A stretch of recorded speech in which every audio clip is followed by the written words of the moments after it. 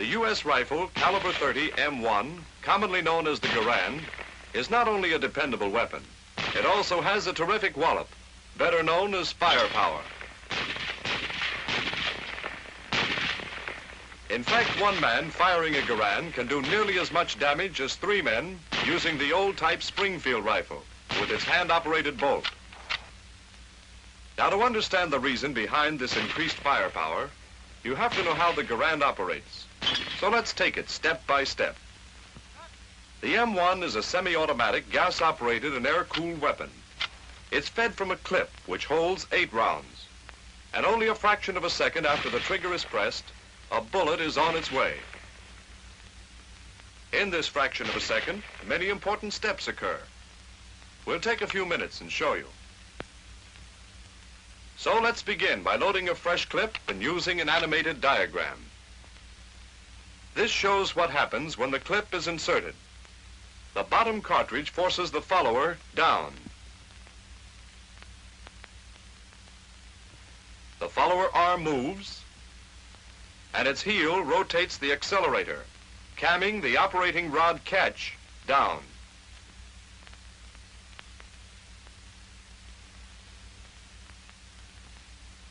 We'll now add the operating rod, spring, and bolt to the diagram. Notice that the bolt is held to the rear by the operating rod, and the rod is held by its catch. Now watch the accelerator as the follower moves down. It rotates, camming the operating rod catch down. When the catch disengages, the rod starts forward, pushed by its compressed spring, and carries the bolt with it. Take a closer look at the bolt. As it moves forward, a cartridge is stripped from the clip and guided into the chamber by the feed ramp.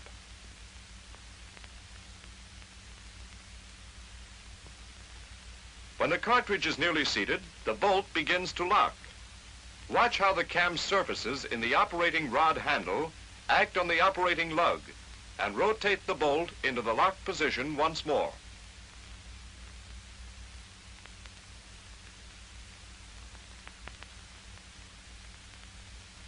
Here's the same action on the rifle itself. Now, as the bolt locks, the extractor snaps into the extractor groove, and the ejector is forced into the face of the bolt, compressing the ejector spring.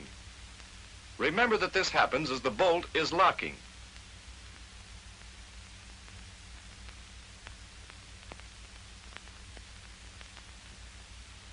Let's stop here a minute, remove the barrel and receiver from the stock, and take a look at what's happening at the rear of the bolt as it locks.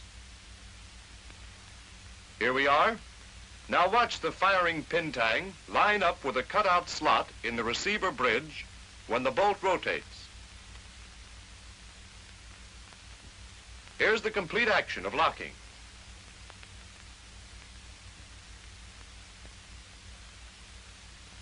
Now that the bolt is locked, we're ready to fire. The hammer was cocked and placed in this position when we opened the breech to load the clips.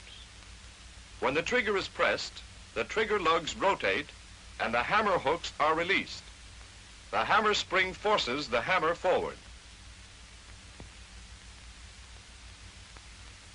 Before we fire, here's another point, a safety point in case the bolt is not locked. The bolt camming lug on the left side of the hammer engages in this cutaway portion on the bolt.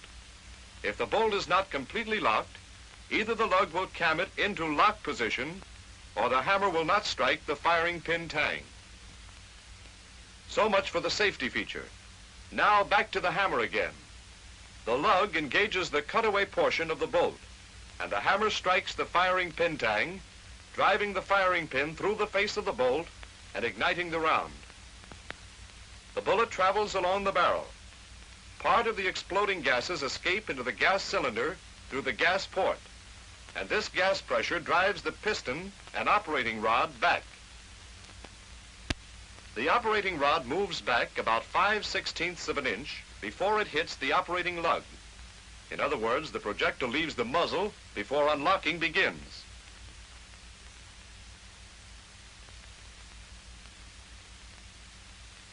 Then the cam surface in the rod handle hits the operating lug.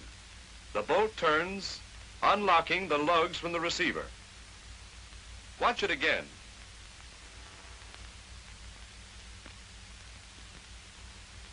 The left operating lug cams against a small surface in the receiver, withdraws the bolt slightly, and breaks the cartridge case loose. This is called initial slow extraction.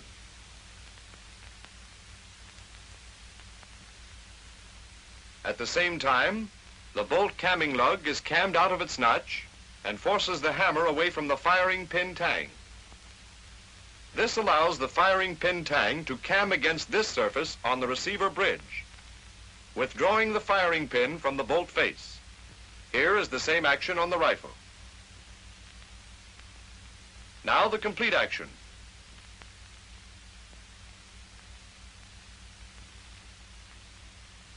The bolt then is free to move on, and the operating rod continues back with the bolt, compressing the operating rod spring. As the bolt moves back, the extractor withdraws the empty cartridge case. As the neck of the case clears the breech, the ejector jumps forward, pushed by its spring. The case pivots about the extractor and up and out of the receiver.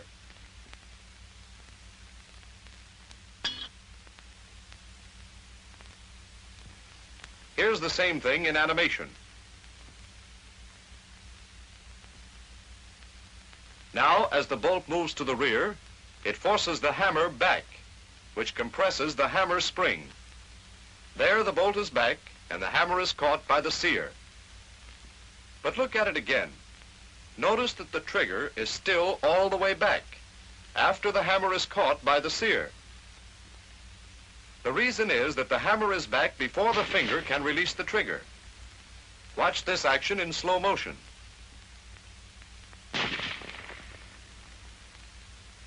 Now we let the trigger forward. It frees the sear from the hammer, which starts forward, but it is caught by the trigger lug. Watch it once more.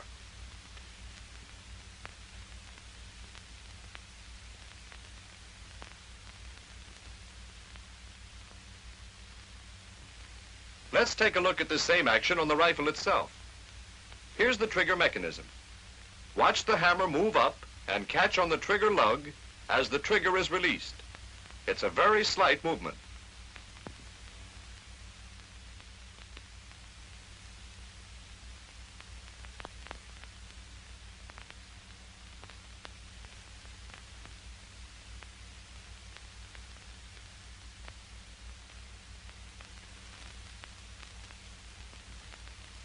Now, as the bolt reached its rear position, the magazine was uncovered, allowing the empty case to be ejected.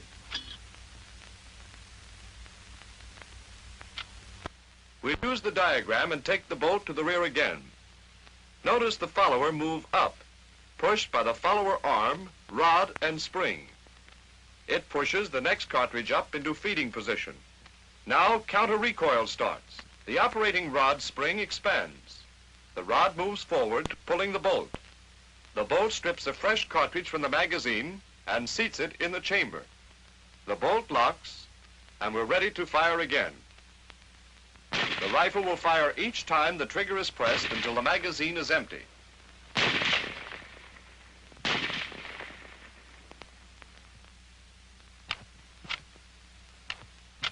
Then, when the bolt reaches the rear position, the follower is forced to the top of the clip, and the clip is ejected.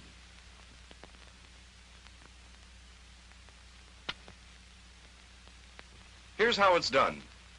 Notice the curved part of the follower rod. It cams the operating rod catch up, and the catch holds the operating rod back.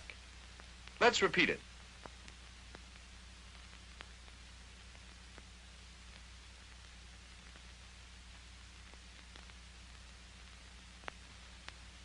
At the same time, the rear arm of the rod catch pivots, forcing this stud of the clip latch down. The clip latch spring is compressed, and the latch disengages from the notch in the clip. The clip ejector forces the clip up and out of the receiver.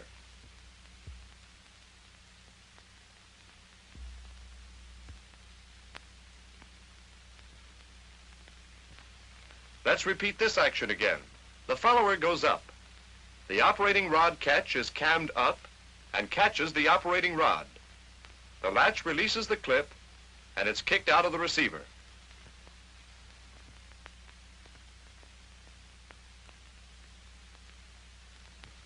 When the fresh clip is loaded, the clip latch spring expands and the latch again engages the clip.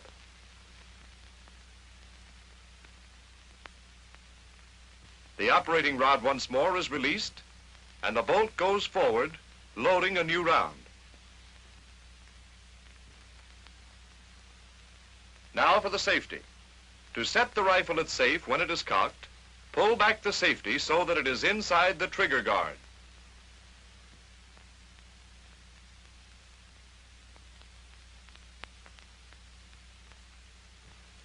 Here's what happens. The safety rotates about the safety stud, and this hook engages the lug on the hammer.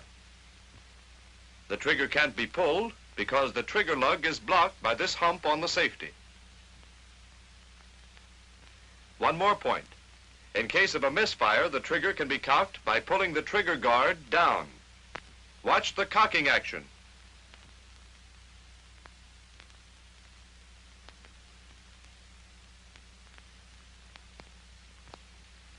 Now let's go back and review a few points.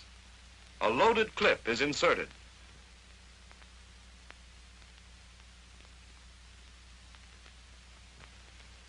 The follower arm and accelerator rotate, camming the catch down and releasing the operating rod, which starts forward. The rod and bolt move forward. A cartridge is stripped and guided into the chamber. Now the bolt begins to lock. At the same time, the extractor snaps into the extractor groove and the ejector is forced back into the bolt. The firing pin tang lines up with a cutout slot and we're ready to fire.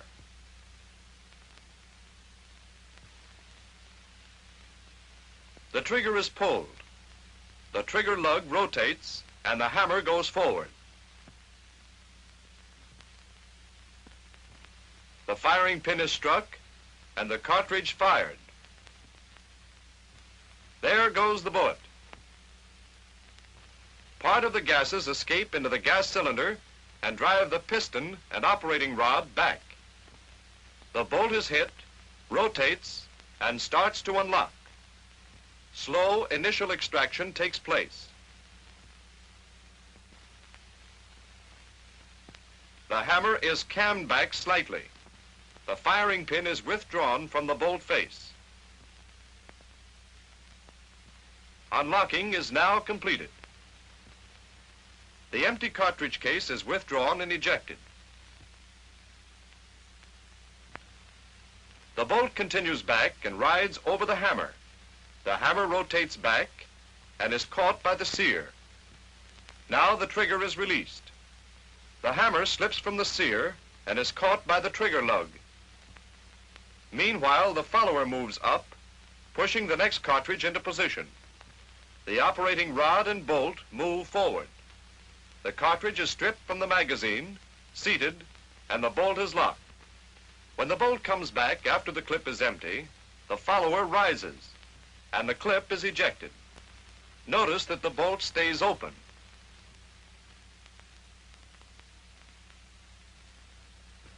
Well, that's the inside story of the M1 rifle, and it took quite a while to show what happens in just a fraction of a second. However, a knowledge of how the gun operates will help you plenty.